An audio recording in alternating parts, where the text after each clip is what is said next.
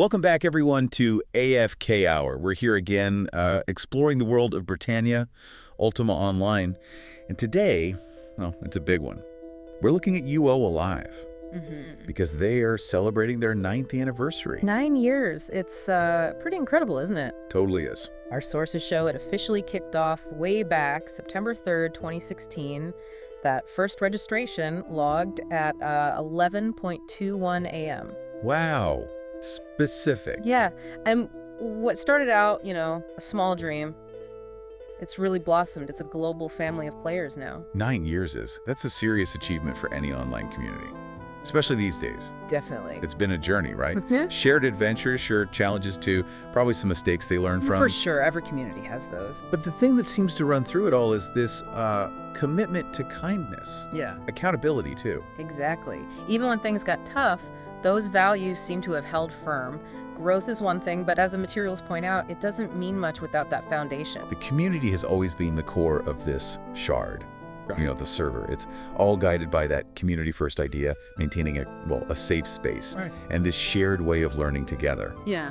You call it positive sentiment override, PSO. PSO, positive sentiment override. That sounds almost aspirational for online gaming, It does. The idea that feedback, even criticism, is given and received with the intent to actually care, to improve things, build things up. But how does that work in practice? How does UOAlive make sure that's real and not just like a nice slogan, especially when disagreements happen, which they always do? That's a really good question. And the sources suggest it's kind of baked into how they operate, how they moderate. It means they tackle issues not by just dropping the hammer first, but by talking, finding a resolution together. Okay. And that creates the space where players hopefully feel okay speaking up because they trust the underlying goal is a healthier community, not just shutting people down. So yeah, today we'll dig into what makes UOAlive tick, how that community first thing really plays out, and of course, what they've got planned for the big 9. Absolutely. And one of the really interesting ideas that came up was this.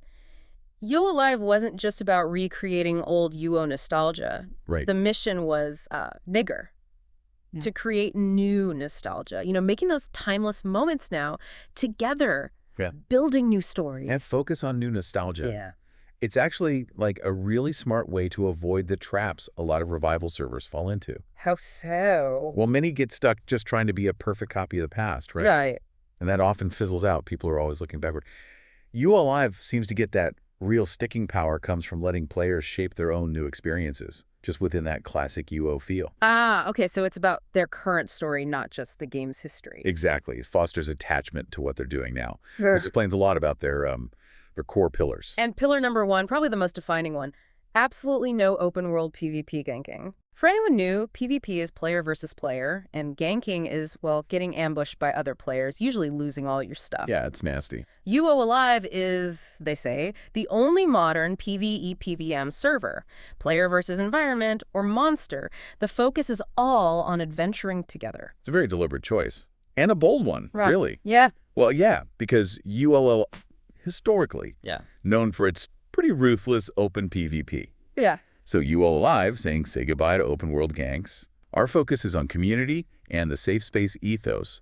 That directly tackles something that drove a lot of players, especially veterans, away from other UO experiences. So you can actually go out, explore, gather resources, fight monsters. Without constantly looking over your shoulder, terrified you're going to get jumped and lose everything you worked for. Right. That fundamentally changes how you play, how you interact with others. Totally. Encourages cooperation, not paranoia. Which leads nicely into the next big pillar. No pay to win. And this isn't just talk. It's 9 years solid. The source is explicit. No microtransactions or pay to win at all. Everyone's on a level field. You earn your victories through playing, not by opening your wallet. Yeah. In today's gaming world, even big AAA games are pushing microtransactions. UOAlive's stance is kind of revolutionary. It really is. So what's the thinking behind that? How do they manage to not just avoid it, but thrive without it when so many others rely on it? It really goes back to that community-driven thing. Their whole sustainability model is built differently. It's about, reflection, passion, love for the game, not cash grabs. Okay. Which attracts a certain kind of player, right? People who value actually earning things, who value the community more than just like buying power. So their income, which comes from donations mostly, optional donations. Yeah, exactly. It supports the servers, development, all that, but without messing up the actual game balance or fairness. And why does that resonate so much with people? Well, precisely because it pulls in both those veterans who got burned out on toxic pay-to-win games. Yeah. And also newcomers who find UO daunting. But here, they find learning the ropes is actually awesome. Yeah. Because the community is welcoming. Success isn't just about how many players are logged in. It's about the quality of the friendships, the camaraderie. Like one veteran said, players come and go, but are never forgotten. Yeah. There's a real sense of belonging. That dedication to the player experience, it really comes together in their safe space ethos in action. Community first. It's not just a catchy phrase, it's the blueprint. Designing UOAlive so it's genuinely safe for everyone, where fun and kindness actually matter more than drama or toxicity. And they back that up. It's not just wishful thinking. How so? They have a strong zero-tolerance policy. Harassment, discrimination, hate speech, none of it flies. Yeah. Staff, even players, are actively moderating chat in the game on Discord, keeping that vibe friendly and inclusive. Okay, but that's always a tricky balance, isn't it? Strict moderation versus player freedom. Does being that proactive ever, backfire? How do they handle that? Yeah, it's definitely delicate. The sources suggest it's kind of an ongoing conversation with the community, lots of feedback, refinement. The goal isn't really censorship, it's more like curation, keeping the space respectful for everyone. Okay, curation. I like that. And often the community itself kind of steps up, self-policing, which is usually a sign of a pretty healthy environment. Yeah, that's true. It means you can actually log in, relax, play the game, and not brace yourself for, the usual online toxicity. The culture just rejects it. Having played a few MMOs where things went sour fast.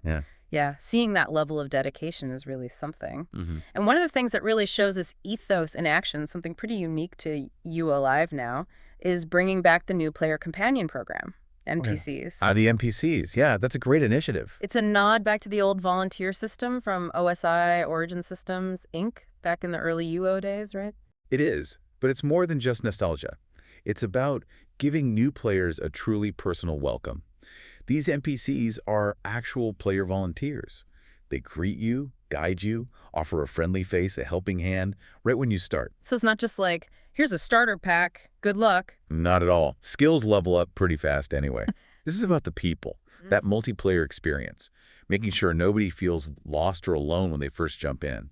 That human touch, Yeah, that connection from day one. And it's not just anyone doing this. You have to earn that NPC title, right?